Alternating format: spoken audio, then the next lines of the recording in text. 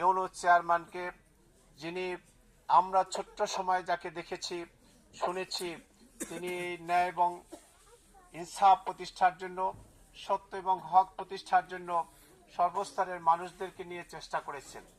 এইভাবে করে এই আলীনগর ইউনিয়নে গর্বিত সন্তান যারা এই পৃথিবী থেকে চলে গেছেন, সকলের প্রতি সম্মান এবং মর্যাদা এবং শ্রদ্ধা জ্ঞাপন করছি এবং আল্লাহ তাআলার কাছে তাদের মাগফিরাত এবং নাজাত কামনা করছি এবং আপনাদেরকে সাথে নিয়ে দোয়া করতে চাই সেই সকল শহীদ বা সেই সকল সন্তানদের যারা এই আলীনগর ইউনিয়নের সামগ্রিক কার্যক্রমকে নিয়ে চিন্তা করেন, চেষ্টা করেন এবং সবাইকে নিয়ে মিলেমিশে থাকার জন্য প্রচেষ্টা চালান, সেই সকল তরুণ, যুবক এবং প্রবীণ ব্যক্তিদের, যাদেরকে আল্লাহ তাআলা দীর্ঘ হায়াত দিলে আলীনগরবাসী সবচেয়ে বেশি উপকৃত হবে কালকিনি উপজেলাবাসী।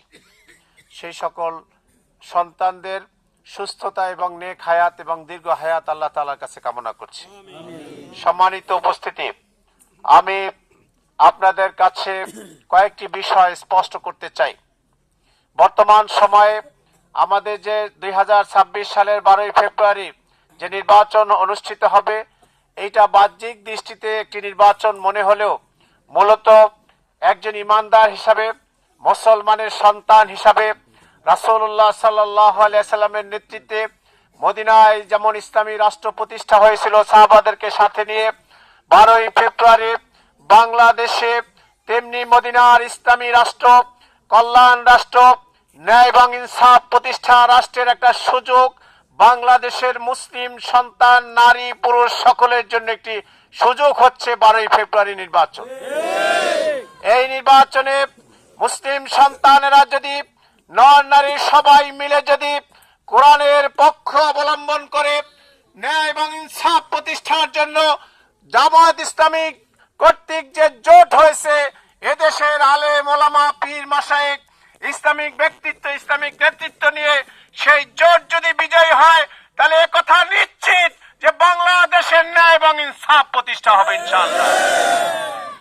আর বাংলাদেশের মানুষ যখন ন্যায় এবং ইনসাফ দ্বারা পরিচালিত হবে, তখন কেউ যেমন দুর্নীতি করে পাহাড় করতে পারবে না, তেমনি কারো মানুষের অন্যায় ভাবে কোন জিনিস দখল করতে পারবে না, তেমনি দুর্বলকে সবল না হয়রানি এবং তাদের উপর অত্যাচার চালাতে পারবে না।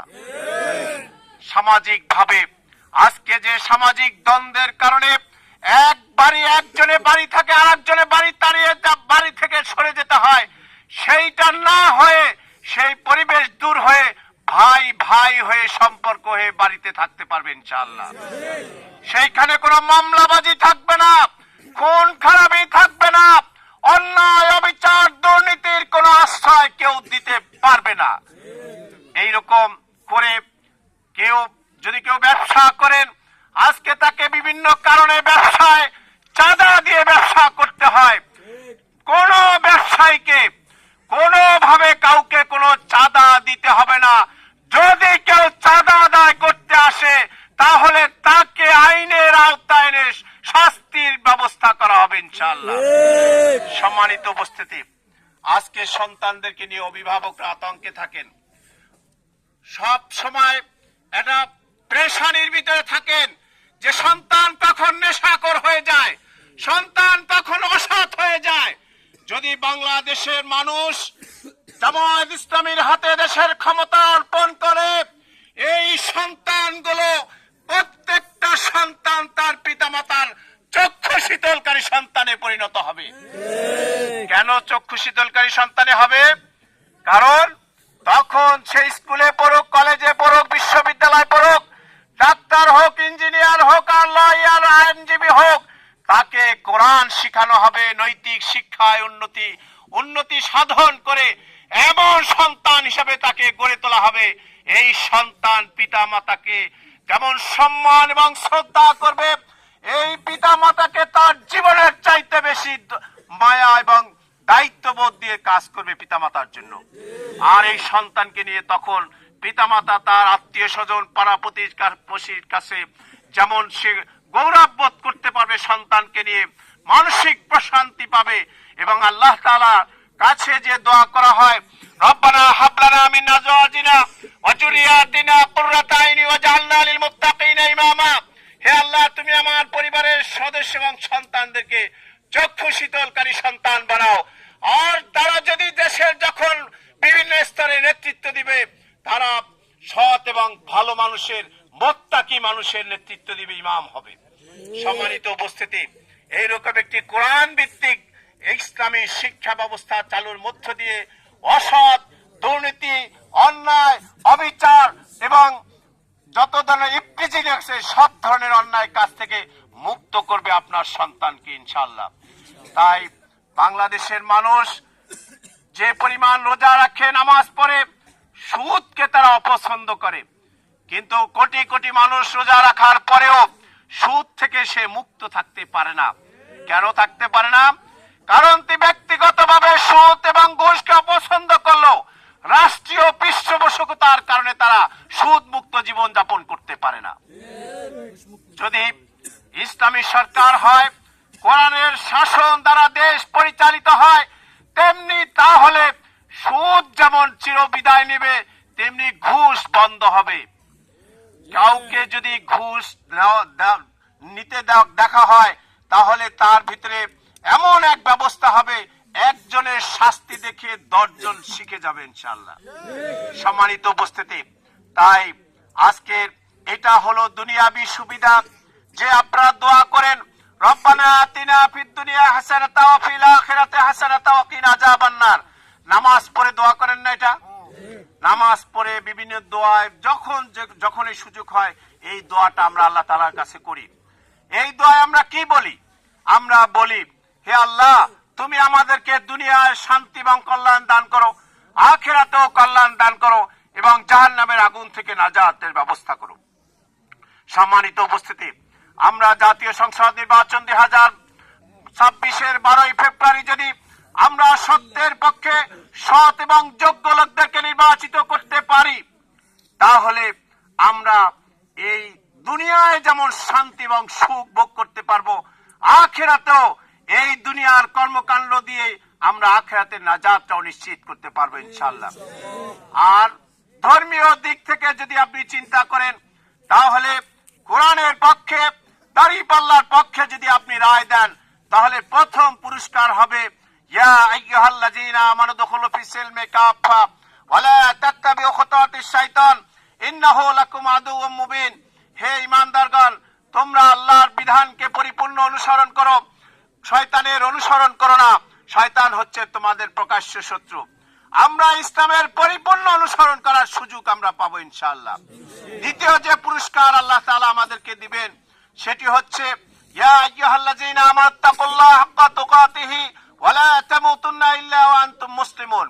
আমরা মসজিদ, মাদ্রাসা, ওয়াজ মাহফিলে আলেম ওলামার মাধ্যমে কথা শুনতে পাই। আল্লাহর বিধান হচ্ছে, আল্লাহ তাআলার ঘোষণা, হে ঈমানদারগণ, তোমরা আল্লাহর বিধানকে যথাযথভাবে পালন করো, যেটা যেভাবে হক আদায় করে করা উচিত।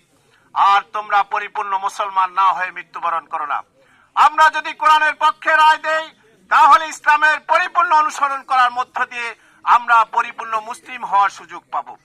আর আল্লাহ তাআলা যে আমাদেরকে নিষেধ করেছেন পরিপূর্ণ মুসলমান না হয়ে মৃত্যুবরণ করো না, সেই আমলটিও আমরা করার সুযোগ পাবো। সম্মানিত উপস্থিতি, তাই দেশে আপনি দুনিয়াবী দৃষ্টি থেকে, ধর্মীয় দৃষ্টিভঙ্গি থেকে, সকল দিক থেকে আল্লাহ তাআলা আমাদেরকে একটি দায়িত্ব দিয়েছেন, একটি সুযোগও দিয়েছেন যে আমরা আমাদের প্রিয় মাতৃভূমির দেশ, সমাজ, পরিবার, অর্থ ব্যবস্থা, সামাজিক ব্যবস্থা, শিক্ষা ব্যবস্থা, জীবনের সমস্ত ক্ষেত্রে ন্যায় এবং ইনসাফ প্রতিষ্ঠার সাথে সাথে আল্লাহর দেওয়া বিধান অনুযায়ী আমরা চলতে পারবো, আমরা চালাতে পারবো। পরিশেষে আমরা পুরস্কার হিসাবে পাবো। আমি একটি কথা আপনাদেরকে স্মরণ করাতে এইভাবে, যে এক সময় আমরা ছিলাম না, যেটা আগে গজল গাওয়া হতো এইভাবে, দাদা গেছে, বাবা গেছে, কেউ তো ফিরে আসলো না, তোমারও তো যেতে হবে, সেটা কেন ভাবো না। আমাদের তো যেতে হবে, তাই না? আমাদের প্রত্যেকটা কাজের হিসাব আল্লাহ তাআলার কাছে দিতে হবে। সেই আল্লাহ তাআলা আমাদেরকে বলছেন সূরা ইয়াসিন, আপনারা যারা অনেকেই জানেন, 23 পারার প্রথম আয়াত, আমা আলী আলা আবুদুল্লাজি ফাতারানি ওয়া ইলাইহি তুরজাউন, যে হে বান্দা, আমি তো তোমাকেই সৃষ্টি করেছি, আর দুনিয়ার জীবন শেষ করে তুমি তো আবার আমার কাছেই ফিরে আসবে। তাহলে যে আল্লাহ তোমাকে সৃষ্টি করেছেন, যে আল্লাহ তাআলার কাছে তোমাকে ফিরে আসতে হবে, যে আল্লাহ তাআলার কাছে তোমার জীবনের সকল কর্মকাণ্ডের হিসাব দিতে হবে, যে আল্লাহ তাআলার কাছে তোমার কর্মকাণ্ডের পুরস্কার হাতে নিহিত আছে, সেই আল্লাহর হুকুম পালন করতে তোমাদের সমস্যা হয় কেন? তোমরা বিব্রত বোধ করো কেন? তোমরা প্রতিবন্ধক হও কেন? তোমাদের কোন কাজ থেকে, কোন কারণে তোমরা আল্লাহ তাআলার পক্ষে, কোরআনের পক্ষে, ইসলামের পক্ষে, সত্যের পক্ষে তোমরা রায় দিবে না? সুতরাং আমরা এই যে ভোট বলি আর রায় বলি আর সমর্থন বলি, এই ক্ষমতাটা, এই সুযোগটা, এই নিয়ামতটা তো আল্লাহ তাআলাই দিয়েছেন। আল্লাহ তাআলা যে আমাদের সুযোগ দিয়েছেন, এই হিসাবকে আল্লাহ তাআলা নেবেন না? অবশ্যই নেবেন। কারণ ওয়ামান ইয়ামাল মিসকালা যাররাতিন খায়রান ইয়ারা ওয়ামান ইয়ামাল মিসকালা যাররাতিন শাররান ইয়ারা। আল্লাহ তাআলা প্রত্যেকটা ভালো কাজের পুরস্কার যেমন দিবেন, তেমনি অন্যায় এবং খারাপ কাজের শাস্তিও দিবেন। সম্মানিত উপস্থিতি, তাই আসুন আমরা আল্লাহ প্রদত্ত বিবেক দিয়ে এটা সত্য এবং সুন্দরকে, ভালো এবং মন্দকে পার্থক্য করার জন্য এমএ পাস করার দরকার হয় না। আল্লাহ তাআলা এত সুন্দর একটি সিস্টেম করে দিয়েছেন। আল্লাহ তাআলা মানুষকে, ছোট হোক বড় হোক, শিক্ষিত হোক অশিক্ষিত হোক, বিবেক নামক একটা বিষয় আল্লাহ তাআলা প্রত্যেককে দিয়েছেন। এই বিবেককে কাজে লাগিয়ে, এই বিবেককে সামনে রেখে 12ই ফেব্রুয়ারিতে যদি আমরা সৎ, যোগ্য, আল্লাহওয়ালা, ইসলাম প্রিয় মানুষদেরকে বিজয়ী করি, অবশ্যই আল্লাহ তাআলা আমাদেরকে পুরস্কৃত করবেন ইনশাআল্লাহ। এবং সেটা করাটাই হচ্ছে বিবেকের দায়িত্ব, বিবেকবোধের মানুষের একটা কর্তব্য। আসুন আমরা আর দেরি না করে আমরা কু আনফুসাকুম ওয়া আহলিকুম নারা, আমরা নিজেরাও কোরআনের পক্ষ অবলম্বন করি, সৎ এবং যোগ্য লোকদেরকে নির্বাচিত করি, আর আত্মীয় স্বজন, পাড়া প্রতিবেশী সবাইকে আমরা এই পথে ঐক্যমত পোষণ করাই। কারণ কু আনফুসাকুম ওয়া আহলিকুম নারা, আপনি আমি নিজে যেমন কল্যাণের পথে নিশ্চিত করতে চাই, জাহান্নামের আগুন থেকে মুক্ত থাকতে চাই, আমার আহাল পরিবার, আত্মীয় স্বজনকে রক্ষা করাটাও আমাদের দায়িত্ব। আর এই কাজ এই জন্যই ঐক্যবদ্ধ ভাবে করতে হবে। আল্লাহ তাআলার নির্দেশ হচ্ছে ওয়াতাসিমু বিহাবলিল্লাহি জামিয়া ওয়া লা তাফাররাকু ইন্নাল্লাহা ইউহিব্বুল লাযিনা ইউকাতিলুনা ফি সাবিলিহি সাফান কান্নাহুম বুনিয়ানুম মারসুস।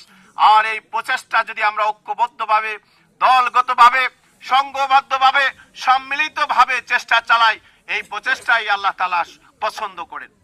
আসুন আমরা, যে আল্লাহ তাআলা আমাদেরকে সৃষ্টি করেছেন, যে আল্লাহ তাআলার কাছে আমাদেরকে চলে যেতে হবে, সেই আল্লাহর বিধানের পক্ষে আমরা এমন ভাবে ঐক্যবদ্ধভাবে রায় দেই, যাতে করে আজকে কোরআনের পক্ষ অবলম্বন করার সাথে সাথে আল্লাহ তাআলা যেন কোরআন আমাদের পক্ষে রায় দেয়, অবলম্বন করে, সাক্ষী দেয়, সেই রকম একটি ব্যবস্থা আমরা করি। কারণ আজকে যতই আত্মীয় স্বজন যাই বলেন না কেন, সর্বোচ্চ তিনি কবর পর্যন্ত যাবেন, এর চেয়ে বেশি যাবেন না। ঘরে থাকবেন, জানাজায় যারা থাকবেন তারা কবর পর্যন্ত যাবেন না। আবার কবরের কাছে সবাই থাকবে না, 2-3 জন কিছু শেষ পর্যন্ত কাজ না করা পর্যন্ত থাকবে, এরপরে ওই 2-3 জনও থাকবে না। আপনাকে আমাকে নিজেকে একা একাই আমাদের জীবনের সকল কিছুর হিসাব পরিস্থিতি মোকাবেলা করতে হবে। আজকের দুনিয়ার জীবনে যদি আমরা কোরআনের পক্ষ অবলম্বন করি, যখন কেউ থাকবে না তখন কোরআন আমাদের পক্ষে থাকবে ইনশাআল্লাহ। তাই কোরআনকে আমাদের পক্ষে সাথী বানাই, বন্ধু বানাই, শুভাকাঙ্ক্ষী বানাই, সাক্ষী বানাই। সেজন্যই আমরা 12ই ফেব্রুয়ারি কোরআনের পক্ষ অবলম্বন করে সৎ এবং যোগ্য লোকদের নির্বাচিত করার জন্য দাঁড়িপাল্লাকে বিপুল ভোটে বিজয়ী করি। আল্লাহ তাআলা আমাদের সকল প্রচেষ্টা কবুল করুন, ভুল ত্রুটিগুলো মাফ করে দিন, আমাদের সময়, শ্রম, মেধা, অর্থগুলো তার দিনের জন্য কবুল করুন। কোরআনকে আল্লাহ তাআলা বাংলাদেশে বিজয়ী করুন। আমিন। আসসালামু আলাইকুম ওয়া রাহমাতুল্লাহি ওয়া বারাকাতুহু।